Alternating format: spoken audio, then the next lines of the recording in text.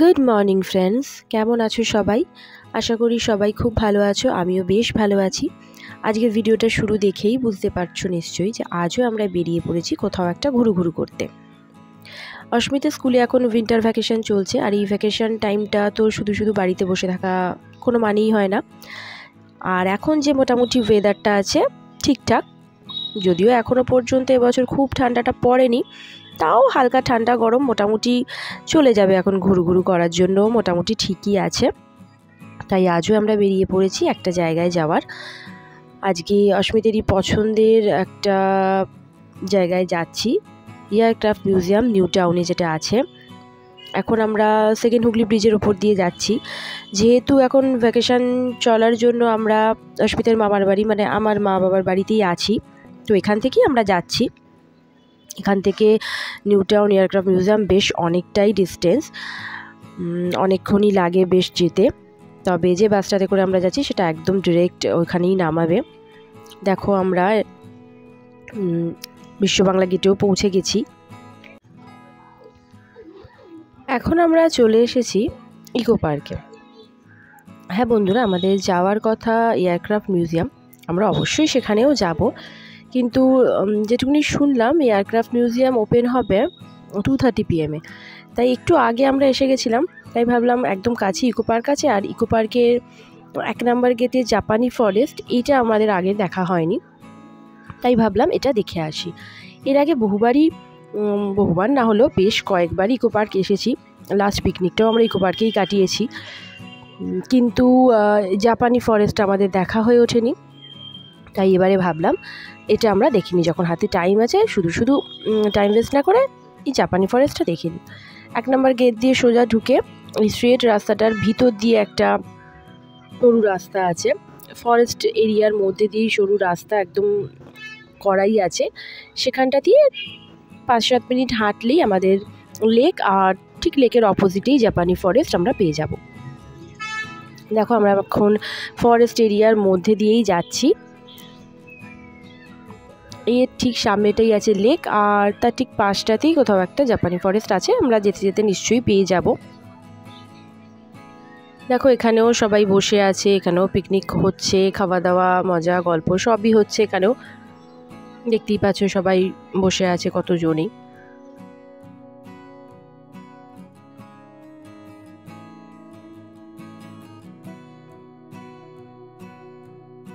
এই গাছগুলো ভারী সুন্দর দেখতে ছিল। দেখো আমরা এখন এসে গেছি লেকের সামনে।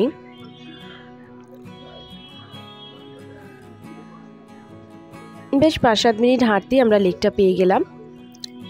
এই লেকে বোটিংও হয়। এই রাইট সাইডেই একটা জেটি, টিকিট কাউন্টার, ক্যাফে সবই আছে। এখান থেকে টিকিট কেটে বোটিং হয় যতদূর মনে হয়। দেখতেই পাচ্ছ এই যে এই জায়গাটাতেই মনে হচ্ছে টিকিট কাউন্টার আছে, এখান থেকেই সবাই টিকিট কেটে বোটিংগুলো স্টার্ট করছে। আর ওই দূরে দেখা যাচ্ছে ইকো পার্কের আইফেল টাওয়ার। ভীষণ সুন্দর লেকটা, অনেকটা বড়, একদম পরিষ্কার। এবার আমরা যাচ্ছি জাপানি ফরেস্টের দিকে। এই যে রেড গেট, এইটার মধ্যে দিয়েই জাপানি ফরেস্টেতে আমরা পৌঁছে গেলাম। ঠিক সামনেই দেখতে পাচ্ছ অনেকটা বাঘের মতন দেখতে, জাপানিজ টাইগার বা লায়ন কিছু একটা হবে, এরকম দুটো স্ট্যাচু আছে। এখানে সবাই ফটো সেশন করছে, আমরাও করেছিলাম। আর এই আমরা জাপানি ফরেস্টের ভিতরে এন্ট্রি করলাম। এটা ফ্রি এন্ট্রি, কোনো টিকিট এখানে নেই। সামনেই একটা বড় বুদ্ধা মূর্তি আছে, এই যে বড় একটা বুদ্ধা মূর্তি। আর এর ঠিক লেফট সাইড দিয়েই রাস্তা চলে যাচ্ছে, যেমনভাবে রাস্তাটা গেছে ঠিক তেমনভাবেই আমরা জাপানি ফরেস্টের ভিতরে ঢুকলাম। আর অস্মিত তো জানোই ফটো তুলতে গেলেই দুষ্টুমি করে। এই লেফট সাইডের রাস্তাটা দিয়ে আমরা যাচ্ছি, এখন জাপানি ফরেস্টের দিকে যাচ্ছি। এখানে অনেকগুলো লিটল বুদ্ধা বা লাফিং বুদ্ধার স্ট্যাচু আছে, বেশ সুন্দর কিছু স্ট্রাকচার আছে। সামনে একটা মনাস্ট্রি টাইপ, এই যেটা আছে দেখতেই পাচ্ছ মনাস্ট্রি টাইপ কিছু একটা আছে, ওটার দিকেও আমরা যাব। আর সারাক্ষণই একটা এরপর চারপাশটা অস্মিতার পাপা একটু ঘুরছিল, আমি তা অতটা ঘুরিনি। আর এখানে ওই সবই আছে মোটামুটি, কিছু ফরেস্ট আর বিভিন্ন রকমের গাছ, এইগুলোই সব আছে। আর এই দেখো, এটা একটা বাম্বু স্ট্রাকচার কিছু একটা, সেখানেও অস্মিত একটু ঢুকে একটু খেলা করছিল। সব পরপর বাম্বুগুলোকে লম্বা লম্বা করে গোল গোল রিং রিং করা আছে, বেশ সুন্দর, বেশ লাগছিল। এখানে অস্মিত ঢুকে একটু দুষ্টুমি করলো, একটু খেলাও করলো।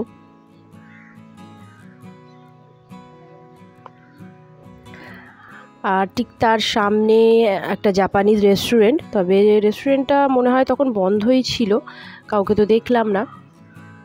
বেশ সুন্দর, একদম জাপানিজ স্ট্রাকচারই সবটা করা, বেশ ভালো লাগলো আমাদের। এবার আমরা এখন বেরিয়ে যাই। ইকো পার্ক থেকে বেরিয়েই 1 নম্বর গেটের সামনেই একদম টোটো স্ট্যান্ড আছে, সেই টোটো স্ট্যান্ড থেকে টোটোতে উঠে এখন আমরা যাচ্ছি এয়ারক্রাফট মিউজিয়ামের দিকেই। 5-7 মিনিটের মতন টোটোতে করে যেতে হলো, কাছেই একদম। চলে যাচ্ছি আমরা এয়ারক্রাফট মিউজিয়ামের কাছে। দেখতেই পাচ্ছ এখন সানসেট টাইম, দেখতে কি সুন্দর লাগছে চারপাশটা। বিশ্ববাংলা গেটের কাজটা এখানটা আমরা আছি এখন, ভীষণ সুন্দর লাগছে চারিদিকটা দেখতে।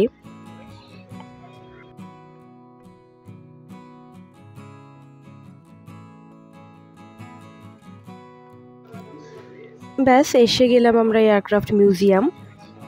এর সামনেই আছে টিকিট কাউন্টার। অস্মিতের আইডি কার্ড দেখিয়ে আমরা অস্মিতের ফ্রি টিকিটের এন্ট্রি হলো, মানে যারা স্টুডেন্ট তাদের আইডি কার্ড দেখালে তাদের ফ্রি এন্ট্রি হয়। আর আমাদের টিকিট 30 রুপিস করে মনে হচ্ছে। টিকিটটা কেটে আমরা এখন ভিতরে এন্ট্রি নিয়েছি। এই যে বড় সেই প্লেনটা, যেটা টুপোলেভ Tu-142 ইন্ডিয়ান নেভিতে যেটা ইউজ করা হয়েছিল আমাদের দেশের যুদ্ধের জন্য, সেটাই এখন এখানে মিউজিয়াম হিসেবে রাখা হয়েছে। এই প্লেনটার ভিতরে কিন্তু কোনো রকম ফটোগ্রাফি অ্যালাউড নয়, তবে বাইরেতে মোটামুটি করা যাচ্ছে, তাই বেশি ভিডিও আমি নিতে পারিনি।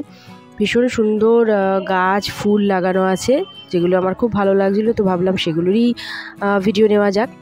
বাইরে থেকে মোটামুটি যেটুকুনি দেখানো যাচ্ছে এইটুকুই। ভিতরে কি আছে, কিভাবে প্লেনটা ছিল, ভিতরে কি কি আছে সেগুলো দেখতে গেলে, জানতে গেলে সেগুলো কিন্তু অবশ্যই এখানে আসতে হবে আর এসে তোমাদেরকে দেখে নিতে হবে। আর সবাই এসে অবশ্যই জানিও কিন্তু যেটা কেমন লাগলো। তবে আমি বলবো যে আমাদের কলকাতা নিউ টাউনে এত সুন্দর একটা জিনিস, যেখানে ইন্ডিয়ান নেভি যুদ্ধের জন্য ব্যবহারকারী যে এই প্লেনটা আমরা এখন দেখতে পাচ্ছি, ভিতরে যেতে পাচ্ছি, ভিতরে কি কি আছে, কিভাবে কি হয়েছে সব কিছুই জানতে পারছি। একজন গাইড স্যার আছেন, উনি সবই ডিটেলসে বলছেন। সেগুলো তো অবশ্যই জানতে হবে এবং দেখতে হবে, এবং ভীষণ ভালো লাগবে তোমাদের সবার। তাই সবাই একবার এটা ঘুরে যেও, আমি বলবো এটা ভালো লাগবে, সবারই খুব ভালো লাগবে। অস্মিত তো ভীষণ খুশি এত বড় প্লেন দেখে, এত বিশাল বিশাল তার হুইলগুলো। ওর পাপা ওকে অনেক কিছুই বলছে, ডিটেলস জানাচ্ছে।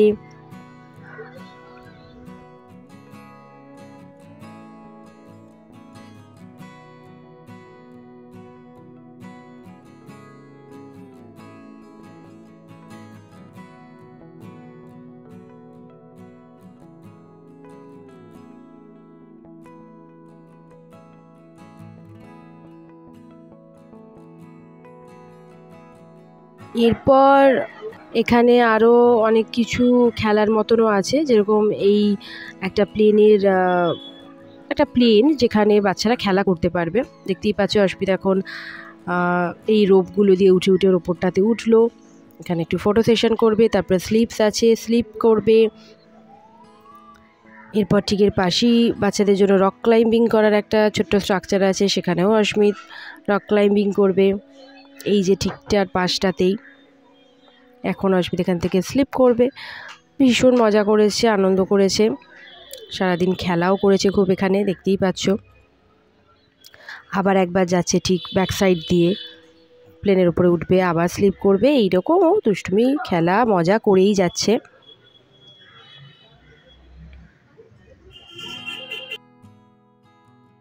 এই দেখো যেটা বলছিলাম রক ক্লাইম্বিং করার বাচ্চাদের জন্য একটা ছোট্ট স্ট্রাকচার, সেটাও করলো।